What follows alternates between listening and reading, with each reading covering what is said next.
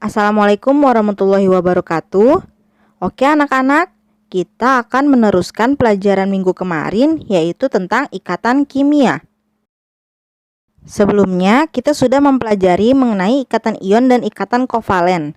Sekarang, kita tinggal mempelajari tentang ikatan logam dan ikatan hidrogen. Ikatan logam adalah ikatan yang terbentuk dari atom-atom logam. Dalam ikatan logam, ada banyak elektron yang bergerak bebas. Elektron-elektron dalam ikatan logam tidak terikat pada satu atom saja, melainkan berpindah-pindah dari satu atom ke atom yang lainnya.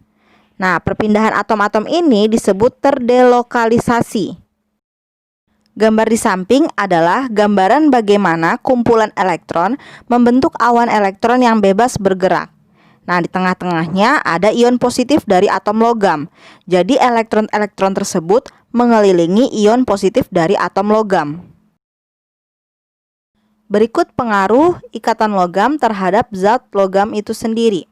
Yang pertama, sebagai penghantar panas yang baik. Logam terkenal sebagai penghantar panas yang baik. Ini terjadi karena ketika salah satu ujung logam terkena panas, lautan elektron di dalamnya terkena panas juga dan menyerap energi panas tersebut, sehingga bergerak lebih cepat. Ini membuat energi panas yang dibawanya cepat berpindah dari ujung yang satu ke ujung yang lainnya. Kedua, sebagai penghantar listrik yang baik. Ketika kedua ujung logam dihubungkan dengan sumber listrik, maka elektron di dalamnya akan mengalir membawa muatan listrik tersebut bergerak ke tempat yang lebih positif. Kecepatan perpindahannya bisa sampai 50 cm per detik. Cepat banget kan? Maka dari itu, perpindahan arus listrik menjadi lebih cepat pada benda logam. Yang ketiga, berkilau ketika diterpa cahaya. Saat berkas sinar mengenai elektron, elektron yang terdelokalisasi di antara atom-atom logam membawa berkas cahaya tersebut berpindah-pindah. Karena susunan ion dalam sebuah ikatan logam sangat rapat, maka cahaya tersebut saling memantul dan menimbulkan sebuah kilauan. Selanjutnya dapat ditempa dan dapat ditarik. Malleable adalah kemampuan logam untuk dapat ditempa menjadi lembaran tipis. Sedangkan daktil adalah kemampuan logam untuk dapat ditarik menjadi kawat. Saat ditempa atau ditarik, atom-atom akan bergeser karena adanya gaya tolak antar ion logam. Jadi ion logamnya tidak terputus.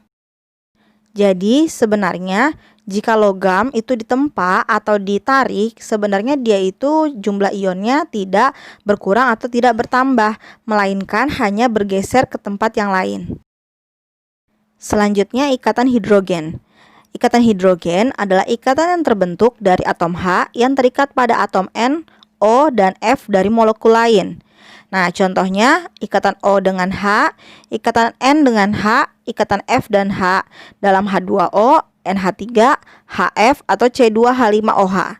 Nah, maksudnya dari molekul lain itu adalah, jadi contohnya ada H2O yang pertama dan H2O yang kedua. Nah, kalau dalam H2O yang pertama kan ada juga tuh ikatan O dengan H, tapi dia bukan ikatan hidrogen karena bukan dari molekul yang lain. Molekul yang lain itu maksudnya dari H2O yang lain. Nah, makanya kenapa di situ garis putus-putusnya dianggap sebagai ikatan hidrogen?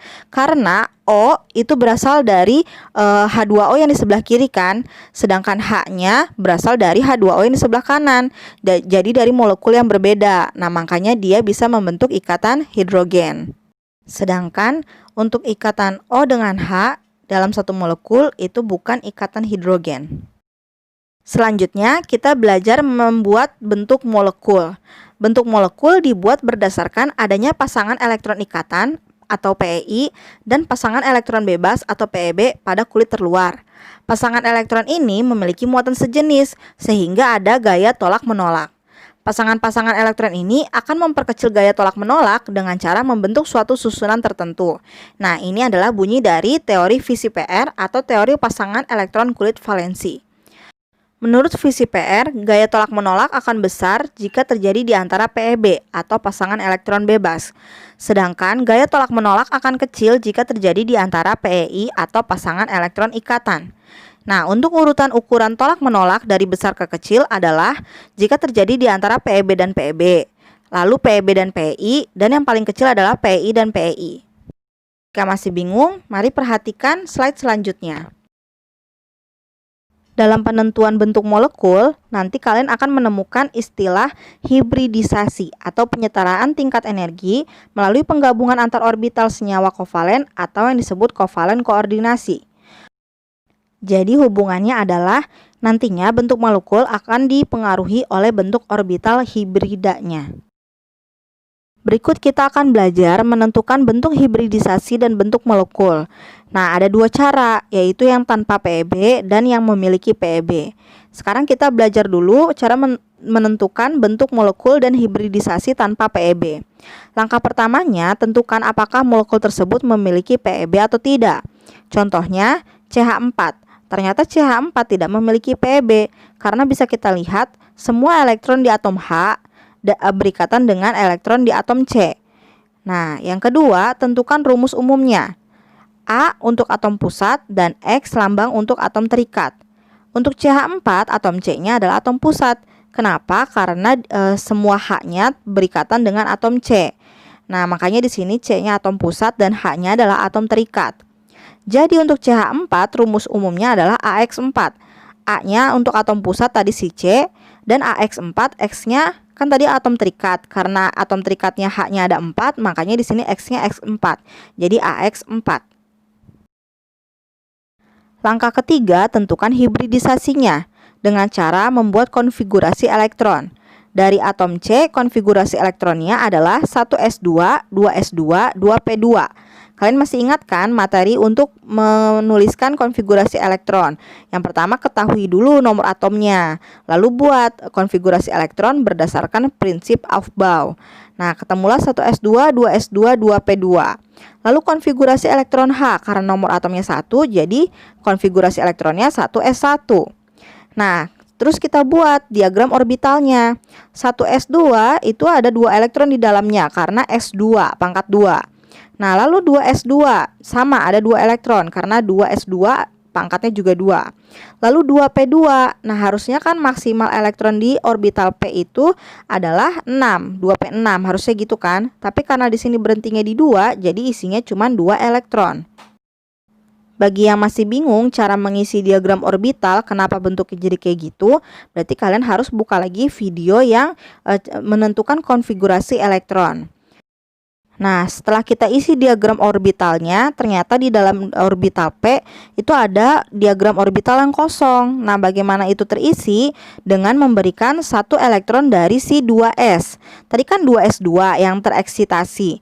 Nah, 2s2 kok bisa berubah jadi 2s1? Karena ada elektron yang tereksitasi atau dia mental ke yang diagram orbital yang kosong. Jadi biar semuanya terisi, dia pindah ke diagram orbital yang kosong. Nah, setelah konfigurasi elektron C sudah terisi masing-masing satu elektron, nah kita masih punya elektron valensi dari atom H atau satu elektron dari masing-masing atom H. Nah, bagaimana caranya agar si elektron-elektron yang di atom C itu yang tadinya sendiri bisa berpasangan? Nah, bisa kita pasangkan dengan elektron valensi dari atom H. Makanya di situ semuanya jadi berpasangan dua-dua.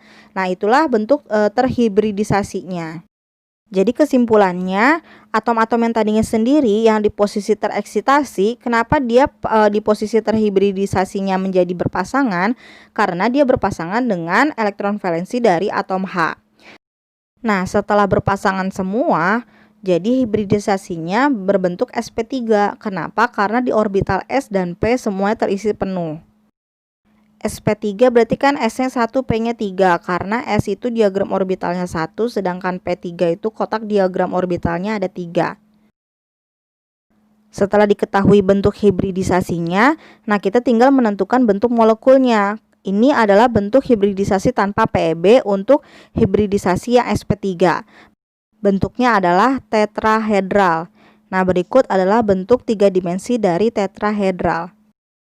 Selanjutnya kita belajar menentukan hibridisasi dan bentuk molekul yang memiliki PEB. Kalau tanpa PEB berarti memang di struktur Lewisnya terbukti tidak ada pasangan elektron bebas. Nah, kalau yang memiliki PEB berarti di struktur Lewisnya memang ada pasangan elektron bebas yang tersedia. Yang pertama bisa kita lihat senyawa H2O. Struktur Lewisnya ada 2 PeI pasangan elektron ikatan dan ada 2 PeB yang tidak berikatan atau pasangan elektron bebas.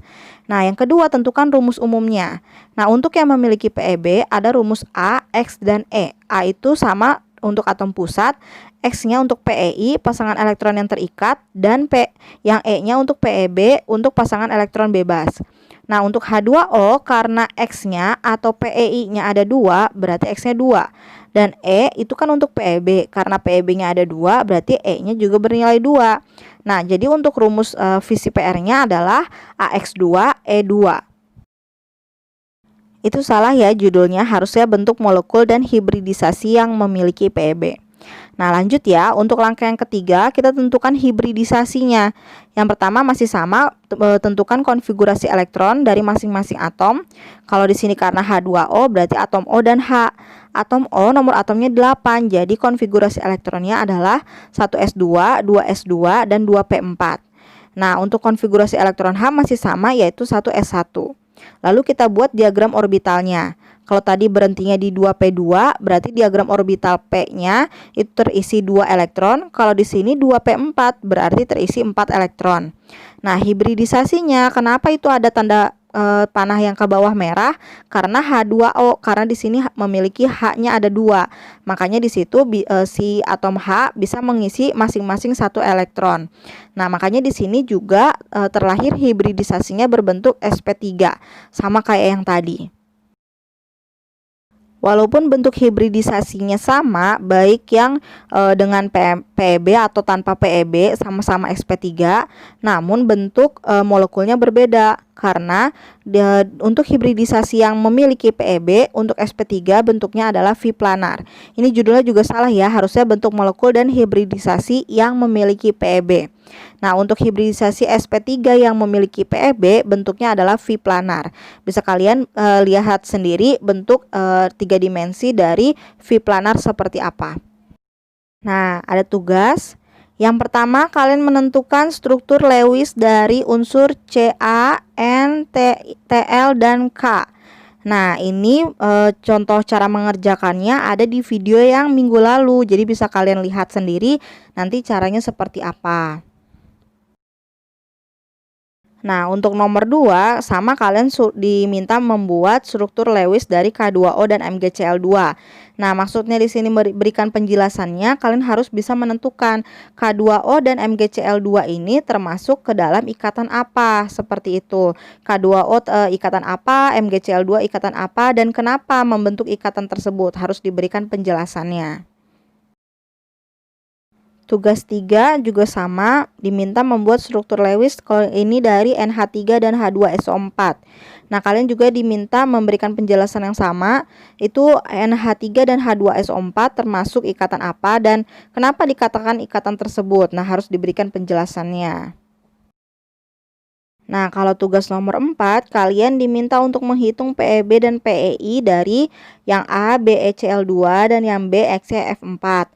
Lalu kalian bentuk struktur Lewisnya. Jadi untuk menentukan PeB dan PeI-nya, kalian nggak boleh langsung, harus bentuk dulu struktur Lewisnya seperti apa. Nanti kan kelihatan tuh PeB-nya berapa, PeI-nya berapa.